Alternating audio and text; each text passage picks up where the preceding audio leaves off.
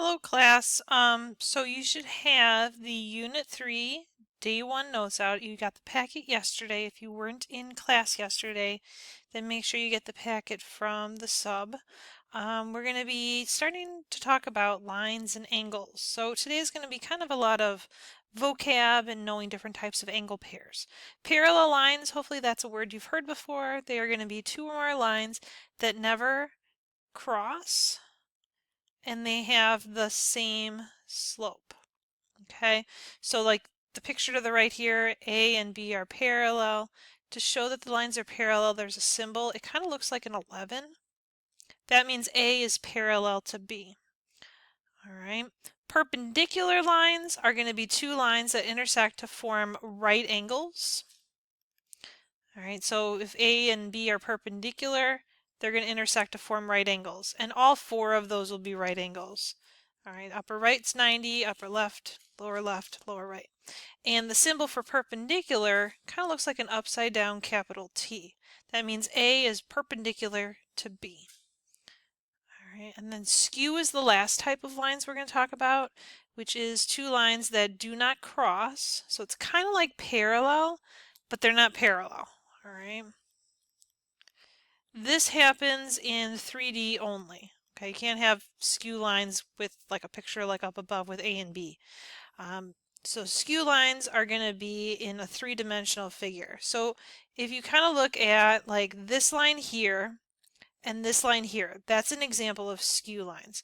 They don't intersect each other at all, but they're not parallel. Notice they're not going the same direction. One's going left to right, one's going up and down.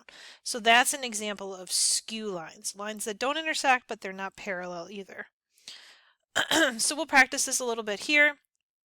It says to list all of the lines that are skew to line AD. So here's line AD. All right, so the lines that are going to be skewed to it are going to be lines that go different directions and don't intersect. So one of those possibilities would be CG. All right, that's one of them. We'll write it down in just a second. All right, BF. I know this looks like it intersects it, but it's going behind it. So BF would be another line. All right, another one that goes a different direction would be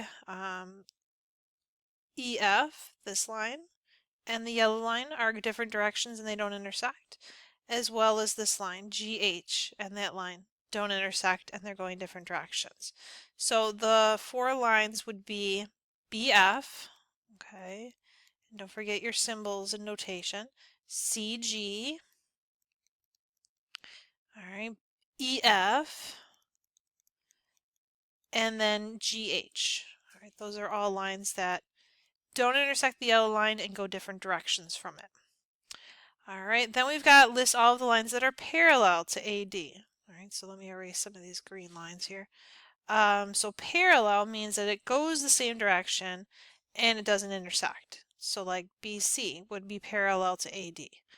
All right, FG would be parallel to AD. They're going the same direction and they don't intersect, as well as EH. All right, so those three lines are lines that would be parallel. So we've got BC, we've got FG, and you've also got line EH. Okay, so those are the lines that are parallel. All right, then it says list all the lines that are perpendicular. So perpendicular means that it's going to intersect it and it's going to form a right angle.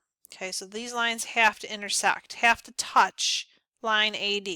Those lines are going to be line AB. If you notice, those two form a right angle. They're perpendicular.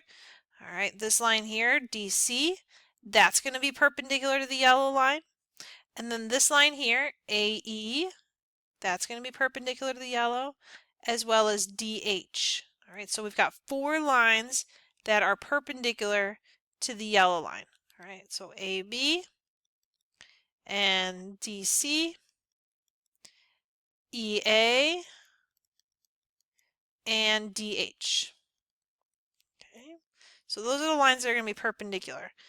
Planes can also be parallel to each other, and that's just going to be two planes that do not intersect each other.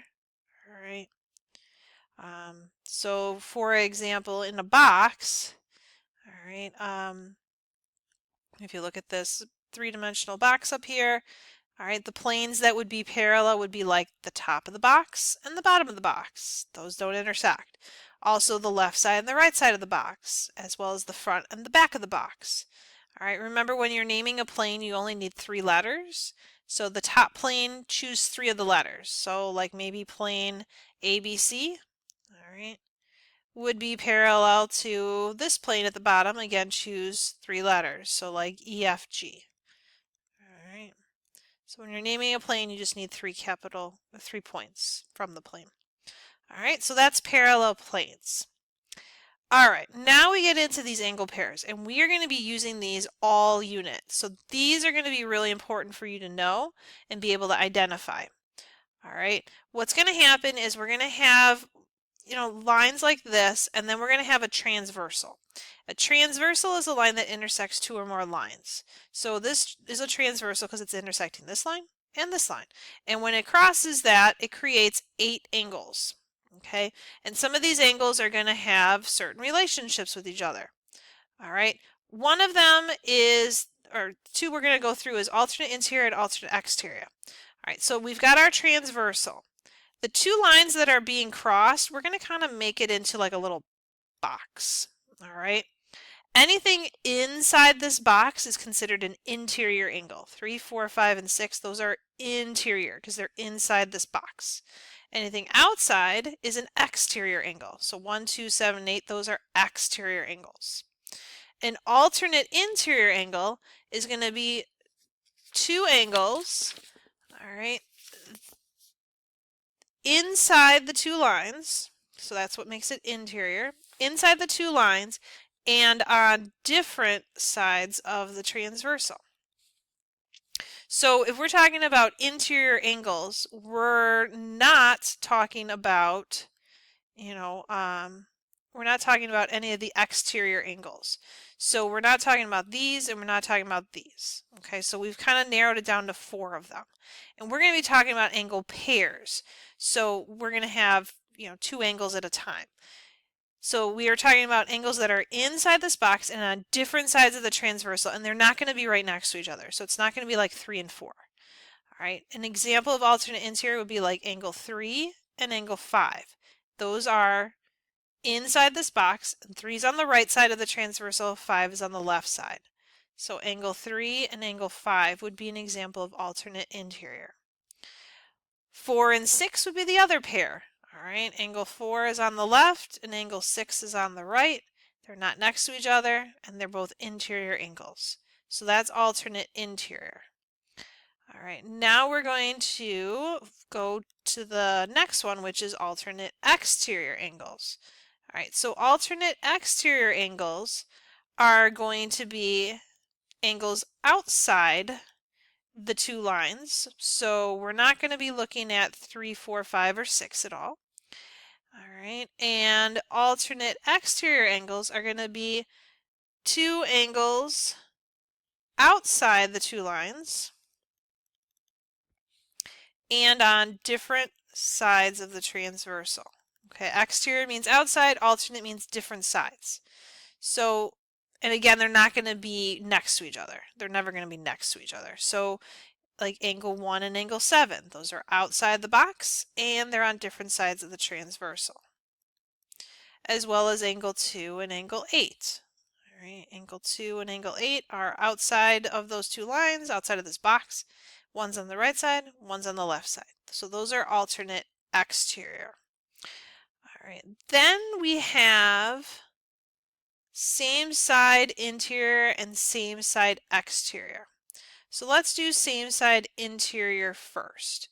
All right, same side interior means that we're going to be focusing on just the interior angles. All right, so let's ignore the exterior angles. All right, so we're going to ignore 7 and 8 and 1 and 2. All right, same side interior are kind of how they sound. It's going to be 2 angles inside, interior, inside the 2 lines, and on the same side of the transversal. Okay, same side interior, same side, and they're interior. So This time we're going to be looking at angles that are both on the left side of the transversal and both on the right side. So on the left side would be like angle 4 and angle 5. And then on the right side would be angle 3 and angle 6. All right, those are same side interior angles. All right, the other ones we're going to focus on is same side exterior. Same side exterior means that we're going to be looking at just the exterior angles. So we're going to kind of ignore the interior angles and we're going to focus on the exterior. Same side exterior are going to be two angles outside the two lines, so kind of outside the box, and on the same side of the transversal. So once again, we're looking for angles that are both on the left side or both on the right side of the transversal. So like 1 and 8 would be same side exterior, as well as 2 and 7. Angle 1 and angle 8, angle 2 and angle 7. It's always going to be pairs, so you're always going to have two angles listed. All right, corresponding is the only one that's kind of tricky because you can't really figure out what they are based on the name. You know, at least same side interior, you kind of have an idea of what those things are. Corresponding angles are going to be this. They are going to be two non-adjacent angles, so they can't be next to each other, just like all these other ones. All right, on the same side of the transversal, one of them is exterior and one of them is interior. Okay, so we're looking for an angle, one's going to be interior, one's going to be exterior, same side of the transversal, and they can't touch. So like you'd be tempted to maybe say like angle 1 and angle 4, but those touch. They're right next to each other. We need one that's exterior, so like angle 1, and then one that's going to be interior, but also on the left side on the transversal. So like angle 1 and angle 5, those would be corresponding angles. All right, they're both on the left side of the transversal. 1 is exterior and 5 is interior. So angle 1 and angle 5 would be corresponding. Okay. Another set of angles would be like 4 and 8. All right, 4 is interior, 8 is exterior, and they're both on the left side of the transversal. All right, now we've done everything on the left, now we got to deal with the right side. So like angle 2 and angle 6. Remember, it can't be 2 and 3 because those would be adjacent. They can't be next to each other. So it'd be like angle 2 and angle 6. 2 is exterior, 6 is interior, and they're both on the right side. So angle 2 and angle 6. And then the last one would be 3 and 7. Angle 3 and angle 7. So there's a few more pairs with corresponding angles. All right. It says don't forget about these. So these ones, remember we learned about these not too long ago. Remember vertical angles are across from each other. All right. And remember vertical angles are congruent. All right, so vertical angles. And then linear pair, we learned about those a while ago. So linear pair, remember, are two angles that are going to form a straight line. So like angle 1 plus angle 2 is going to add up to equal 180 degrees. They form a straight line, 180 degrees. All right, so we have that. All right, so now we have some practice, okay? So these are problems that we're going to kind of go through that'll practice some of the stuff. I think what we'll probably do is I will be doing probably a few of these problems and then I'll be making a second video because the videos are limited to 15 minutes. So I think I might actually just stop here. So I'm going to be making a second video. Go ahead and look for the link for the second video and we'll continue there. All right. Thanks.